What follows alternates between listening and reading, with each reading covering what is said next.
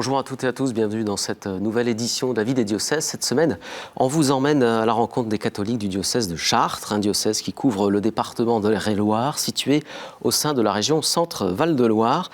Territoire situé à proximité de l'Île-de-France, marqué par un joyau architectural, une cathédrale modèle, célèbre et magnifiée notamment par Charles Péguy.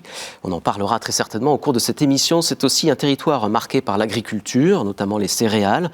90% de la surface agricole utilisée, dit-on, qui est elle-même près de 80% du territoire de ce département.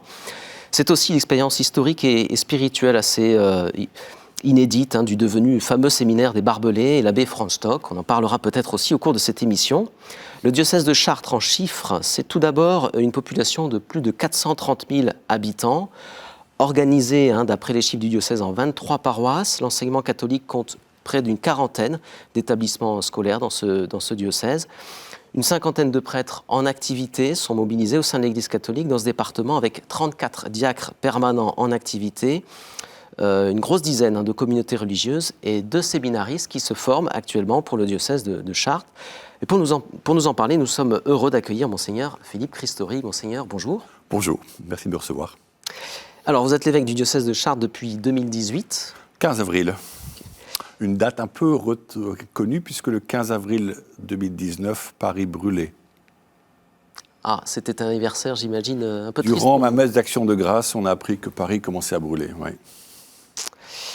Alors, au niveau national, on peut aussi signaler qu'au sein de la Conférence des évêques de France, vous êtes membre de la commission épiscopale pour la catéchèse et le catéchuménat. Absolument. On en parlera aussi peut-être. Alors, quelques jalons sur votre parcours. Vous êtes un ch'ti. Ah oui, et je revendique ma ch'titude. Né en 1958 à Tourcoing. Absolument. Dans une famille pratiquante. Alors, si j'ai bien compris, à l'adolescence, vous allez prendre un peu de distance avec l'Église. C'est ça. Et vous allez faire des études d'ingénieur à Lille, à l'ICAM précisément. Vous allez faire votre service militaire, parcourir l'Asie, travailler comme ingénieur au Soudan, puis en France. C'est ça.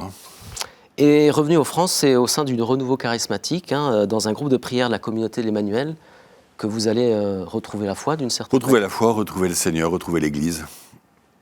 Jusqu'à avoir la vocation de devenir prêtre pour le diocèse. Alors, tout d'abord, donc, pour le diocèse de Paris, vous serez ordonné en 1992, donc à la fois en étant membre de la communauté d'Emmanuel. Absolument. Vicaire d'abord à la Sainte Trinité, si je ne m'abuse, curé à Saint-Nicolas-des-Champs. Alors, en même temps, dans la foulée, responsable de la maison Saint-Martin de Tours pour accueillir les séminaristes parisiens de la communauté de l'Emmanuel. C'est ça. Vous ferez quelques années au diocèse de Fréjus-Toulon. Voilà, à Cogolin et à Sainte-Maxime. Avant de revenir donc sur Paris, et là comme curé donc de la paroisse de la Sainte-Trinité, paroisse confiée. Paroisse de Saint-Laurent, d'abord Gare de l'Est. 7 années, 7, chiffre 7, puis ensuite demander effectivement à la Sainte-Trinité comme curé. D'accord. Donc paroisse confiée à la communauté de l'Emmanuel. Absolument, oui. Ouais. Et alors entre 2002 et 2011, vous serez membre du Conseil international de la communauté de l'Emmanuel. Absolument. Et donc en 2018, vous êtes nommé et ordonné évêque de Chartres. Votre devise épiscopale, je suis venu pour que les hommes aient la vie et qu'il ait en abondance. En abondance, oui. Alors, dans la présentation, on pourrait dire beaucoup de choses sur votre diocèse. J'ai cité notamment l'abbé Franz Stock. C'est quand même une figure à la fois importante et aussi pour vous. Comment vous l'avez découverte ? D'abord, j'avais pu faire plusieurs pèlerinages à Chartres, donc aussi au Coudray, au séminaire des Barbelés avec des jeunes de Paris. C'est vrai que c'est une belle figure d'un homme qui a tout donné pour la fraternité entre les nations, donc déjà avant-guerre entre la France et l'Allemagne. Il est aumônier des Allemands à Paris durant la guerre, mais du coup aussi aumônier de 3 prisons, où il rencontre des centaines de résistants français arrêtés par la Gestapo. Et il accompagne, on ne sait pas très bien, 1000, 1500, peut-être plus, condamnés à mort, qu'il accompagne au petit matin au Mont-Valérien, où ils sont fusillés. Et il passe des messages aux familles, il essaie de faire du lien, tout en restant à sa place d'aumônier, de prêtre. D'ailleurs, il avait refusé l'uniforme allemand pour porter que la soutane, le vêtement du prêtre. Et après-guerre, prisonnier lui-même, prisonnier en tant que prisonnier allemand, il est néanmoins appelé à s'occuper des séminaristes allemands enrôlés dans la Wehrmacht, qui sont eux-mêmes prisonniers de guerre, mais que les Alliés comprennent, intègrent dans un séminaire, d'abord à Orléans, puis très vite à Chartres, pour qu'ils poursuivent un cursus de formation. Ils vont jusqu'à 900 séminaristes, 700 seront prêtres, plusieurs évêques, et ça va être un peu les premiers médiateurs de ce message que porte Franz Stock, de la communion, de retrouver de la réconciliation entre la France et l'Allemagne, et envoyés ensuite en Allemagne comme prêtres, ils seront sûrement des promoteurs de cette unification de la France et de l'Allemagne. Belle figure d'homme qui meurt en 1948 d'épuisement. Comme évêque de Chartres, vous l'avez redécouvert? Comment vous avez découvert les dimensions? Oui, parce que d'abord j'ai vu plus souvent ce lieu. J'ai été aussi à l'église de Rechèvre où il y a sa tombe.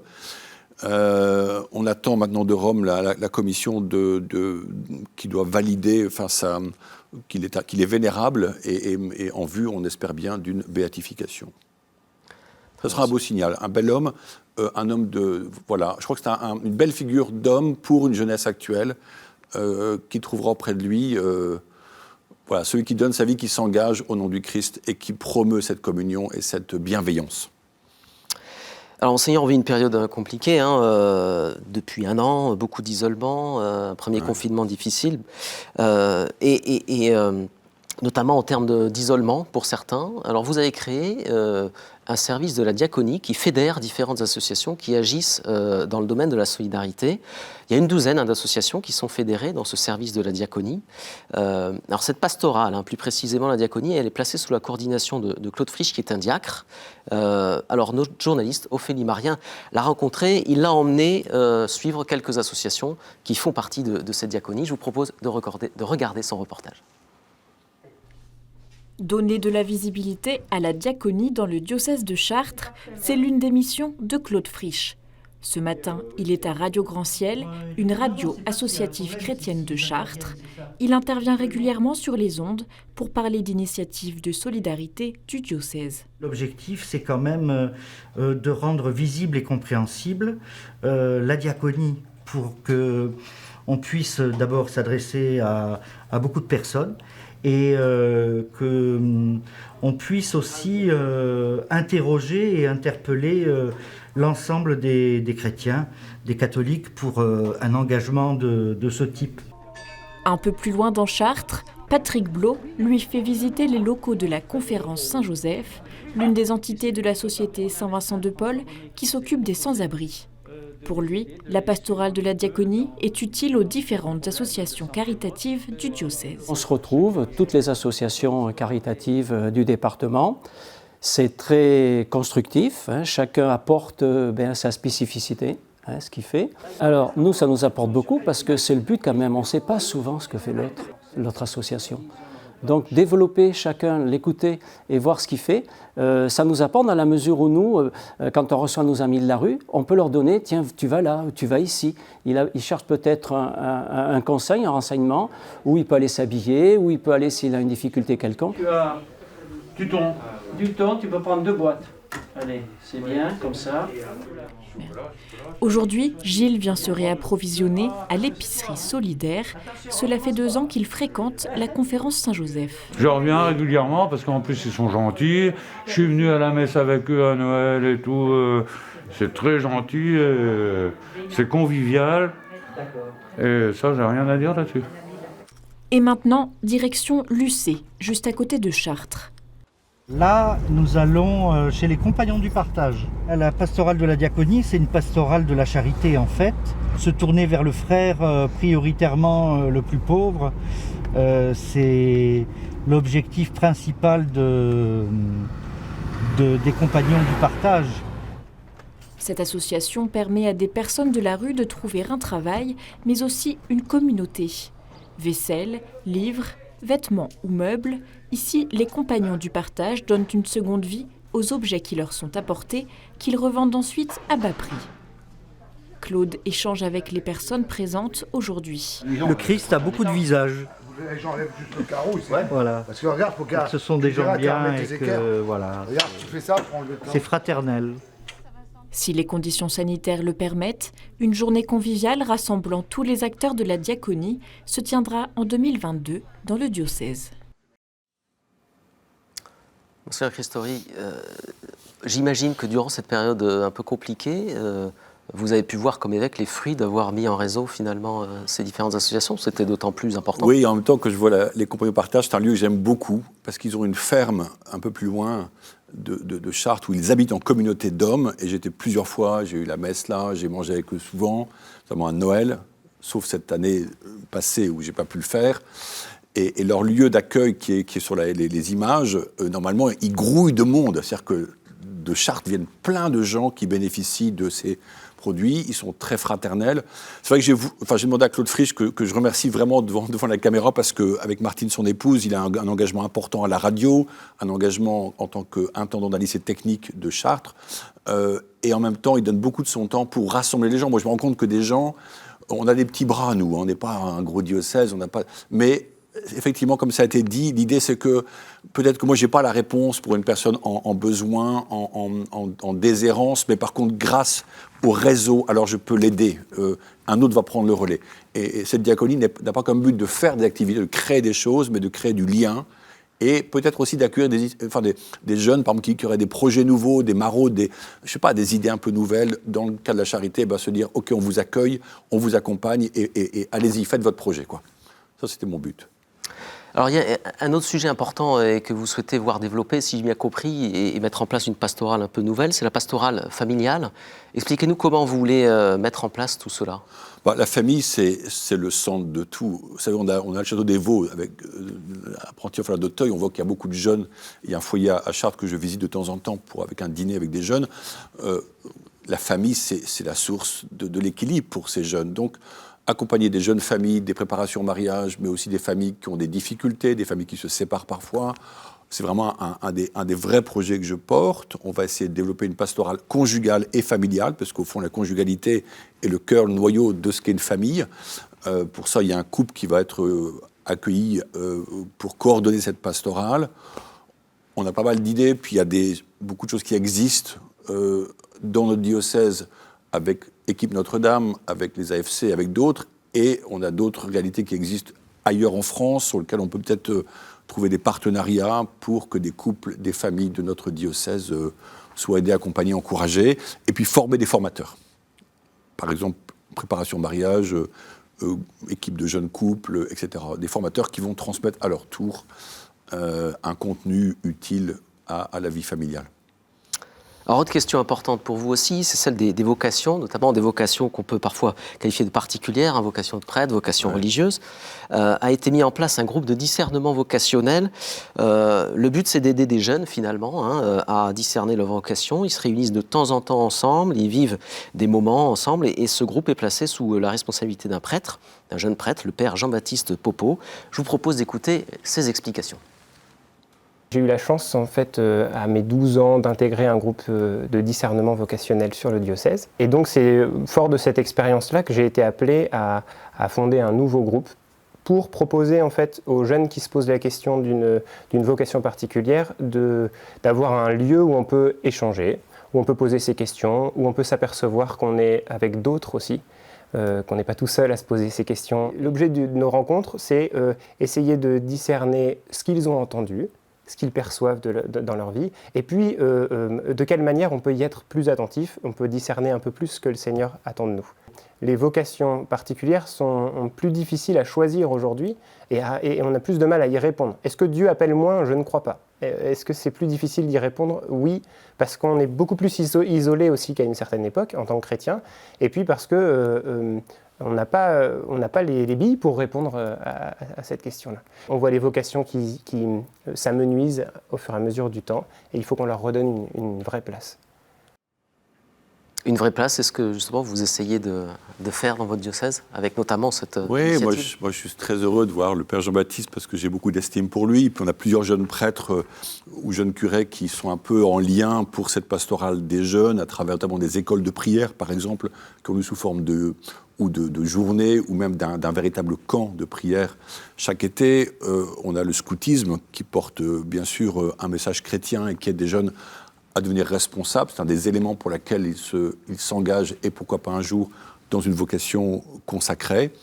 Moi, ce petit groupe, je le connais un peu. C'est des jeunes qui sont... C'est pas le temps pour eux de dire je vais être, par exemple, prêtre, mais ils creusent leur vocation personnelle chrétienne, ils partagent la parole de Dieu, ils apprennent à mettre dans leur vie de jeunes, collégiens, lycéens, étudiants, la prière et le service. Donc il sortira forcément de beaux fruits et je rends grâce à Dieu pour ça. C'est quoi le principe? C'est de créer un contexte favorable à un discernement juste, en fait? Oui, et puis d'avoir des réponses à leurs questions de jeunes. Ils sont affrontés dans leur collège ou lycée public ou privé aux questions du monde. Donc on essaie d'accompagner ces questions, d'y répondre honnêtement et qu'ils se forgent intérieurement une qualité, une capacité à poser un discernement et à avancer librement vers leur vocation d'hommes, de femmes chrétiens. Pourquoi pas consacrés, on verra. Et à partir de quel âge? C'est quelle tranche d'âge, finalement? On prend en collège déjà. D'accord, donc, ça peut être des jeunes de 12, 13 ans, oui. Alors aussi, un aspect important pour vous, et peut-être le fait que vous êtes de la communauté de l'Emmanuel n'est pas neutre dans cela, c'est la part des laïcs, à la fois dans votre conseil épiscopal et à la fois dans la responsabilité de tous les jours de l'Église. C'est quelque chose que vous voulez développer. Comment vous voulez le faire? Moi, je suis convaincu que la mission doit être portée par toutes les vocations ensemble. Donc, chacun a ses charismes, chacun a ses talents. Effectivement, j'ai voulu un conseil épiscopal. Aujourd'hui, il y a le vicaire général qui est prêtre, un autre prêtre plus âgé, un diacre. Il y a un couple que je voulais en tant que couple, et il y a 2 femmes qui sont mariées, mais elles sont seules dans le conseil épiscopal, chacune ayant différentes responsabilités, et j'aime entendre leur regard, entendre leur point de vue. Elles ont un regard, ces personnes ont un regard différent du mien. D'abord, elles connaissent mieux que moi le diocèse. Et puis, c'est vrai que dans les paroisses, je ne cesse de dire vous êtes talentueux, et ces talents, mettez-les au service de la mission. Vos prêtres ont des capacités, mais pas toutes les capacités. Et puis surtout, vous êtes légitime comme laïc de développer un projet. Écoutez l'Esprit Saint ensemble, associez-vous, créez quelque chose. J'apporterai mon soutien, mais la mission dans les campagnes, dans les villes, elle dépend de vous. Et les prêtres sont là pour vous accompagner, vous donner les sacrements, vous enseigner la parole de Dieu, etc. Mais vous êtes tellement capable, n'hésitez pas à le faire. Et qu'est-ce qui peut faire que les choses, même si peut-être tournent-elles déjà très bien entre prêtres et laïcs, tournent encore mieux? Comment... D'abord, il y a une question de formation. Je pense qu'il faut faire des formations à l'animation, à la responsabilité aussi. Je pense qu'il y a beaucoup de gens qui pourraient faire, mais ils n'osent pas. Souvent, ils se sentent un peu incompétents ou illégitimes, alors qu'ils le sont en fait, parce que mine de rien, ils ont écouté beaucoup d'enseignements. Aujourd'hui, par exemple, par les réseaux durant le confinement, beaucoup de laïcs se sont accrochés à des émissions, des cycles de conférences qui ont été proposés par des diocèses de France, et ils se sont nourris. Donc ils ont cette richesse, ils peuvent la redonner. À nous de créer un cadre, aussi de communiquer pour que des gens soient rejoints, parce qu'il faut aussi qu'on touche des gens, mais on en touche des gens. On en touche par les préparations baptême, par les préparations mariage, par les funérailles, on touche des gens. Moi, il me semble, en tout cas c'est mon idée, il faut que la mission elle a besoin d'être continue, c'est-à-dire qu'elle est comme un gué formé de pierres qui permet de traverser une rivière tumultueuse. Il faut qu'on ne laisse pas tomber les gens, qu'on les accompagne, qu'on les rappelle, qu'on les rejoigne. Et dans ce cheminement, je pense qu'ils découvrent l'Église et qu'ils sont attirés. Et je vois l'attirance dans des lettres de catéchumènes, par exemple, qui me disent, mais vraiment, quelle joie. Une jeune fille, Lucille, 16 ans, m'a écrit récemment, « Jésus m'a sauvé ». C'est-à-dire pour qu'une fille mette ça, c'est pas rien, c'est précieux ce qu'elle me dit là. Et je pense que d'autres gens aspirent à ça. Il y a presque une quarantaine de catéchumènes cette année qui 44, oui, qui vont être baptisés, qui vont être baptisés. Adultes, oui. Comment vous allez faire cette année pour le baptême des adultes? Comme d'habitude, vigile pascal, mais on va avancer les horaires. On va faire dans l'après-midi pour finir à 18h ou un peu avant les offices, qu'on va un petit peu raccourcir aussi. On a pris des temps un peu plus courts. Et puis ensuite, l'attestation permet de dire qu'il y a une case déplacement vers ou d'un lieu de culte. Donc on peut rentrer un peu chez soi en mettant l'attestation qu'on revient du culte. Donc on va faire ça comme ça. Alors, il y a un événement que vous préparez d'ores et déjà, ce sont les 1000 ans de la crypte de la cathédrale. Absolument. Alors, vous pouvez nous en dire quelques mots Oui, c'est l'évêque Fulbert qui, en 1024, fait une lettre à l'automne, en disant la crypte, les enduits sont quasiment secs. Donc, 2024, c'est les 1000 ans. Et la crypte, c'est Notre-Dame sous terre. C'est donc le lieu du pèlerinage originel.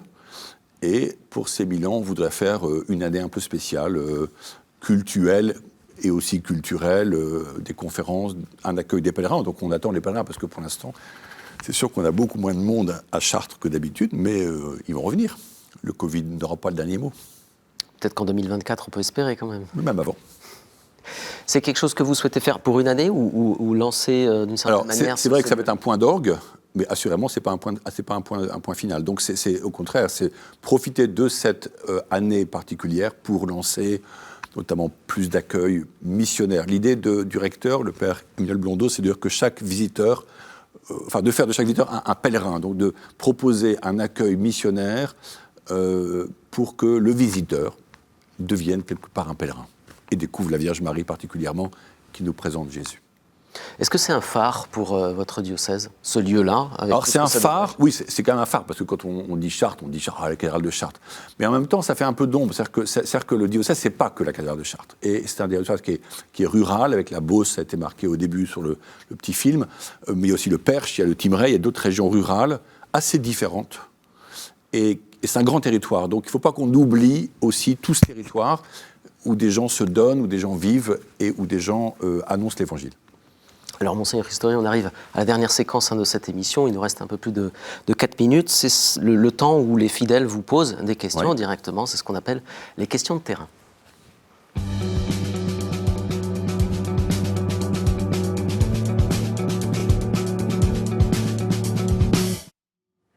Alors, une première question qui vous est posée par Florence. Bonjour Monseigneur. Cette année est placée sous le signe de la famille. Comment vous et votre diocèse faites-vous ou allez faire pour toucher les familles qui sont éloignées de nos églises, qui se situent un peu en périphérie et qu'on peut avoir du mal à toucher, à faire venir jusque dans nos églises? Moi, je dirais qu'il y a 2 étapes. Il y a une première étape, c'est de créer un peu un réseau. Moi, je crois beaucoup au réseau, aux équipes larges, donc avoir des gens sur le terrain, des familles sur le terrain, dans les doyennés, les paroisses, qui vont créer un réseau d'entraide, de communication d'événements. Et ensuite, c'est dans les événements qu'on célèbre, par exemple les préparations au baptême des bébés ou au mariage, eh bien, c'est vraiment se connecter à ces gens-là et les accompagner. Il y a beaucoup de gens qui sont désireux de quelque chose. Ils ne connaissent pas l'Église, mais ils ne sont pas loin, ils sont au seuil. Il faut que ce réseau accompagne, ne lâche pas ces gens-là. Et on peut sûrement ensuite les intégrer dans une activité, par exemple, pratique, d'accueil, d'animation, de décoration, et il faut un premier pas vers l'Église, avant peut-être de recevoir un baptême pour certains, la confirmation, et devenir vraiment membre de l'Église. Les écoles, notamment dans l'enseignement catholique, sont importantes? Les écoles, c'est un vecteur énorme. On a 11 700 enfants et jeunes, assurément par les familles qui sont là. Personnellement, j'y vais assez souvent. J'ai pu aller voir beaucoup de classes, notamment en novembre-décembre dernier, où je passe 20 minutes à 40 minutes par classe à parler aux jeunes. C'est très vivant, c'est plein de questions. Je m'y amuse beaucoup d'ailleurs. Et du coup, je vois les familles derrière parce qu'elles me disent « Ah, vous êtes venu dans la classe de mon fils » et ça crée un contact. Et ça, c'est pas rien. Alors, c'est une deuxième question, elle est posée par le père Vital, curé de la paroisse Sainte-Thérèse en Vallée d'Avre. Il est prêtre fidei nonum, venu de RDC depuis 2017. Bonjour, Père évêque.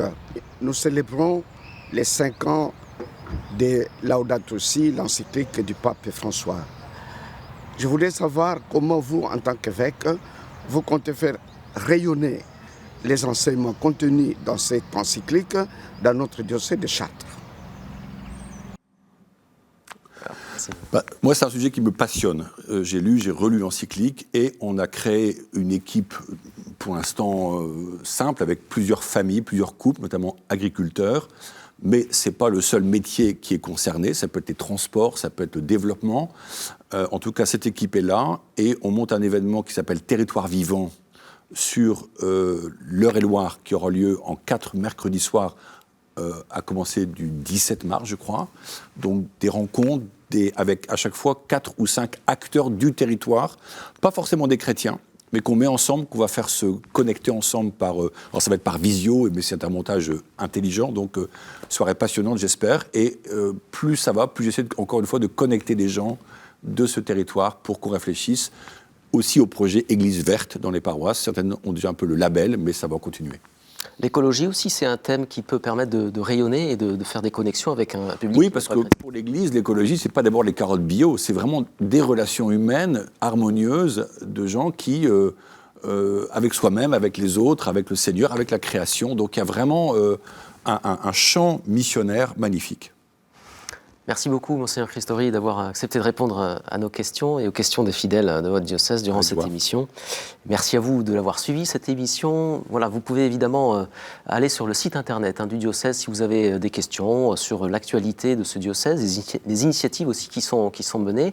Je vous invite aussi à aller sur notre site internet ktotv.com si vous voulez revoir cette émission ou bien d'autres. Je vous remercie de votre fidélité et je vous dis à une prochaine fois.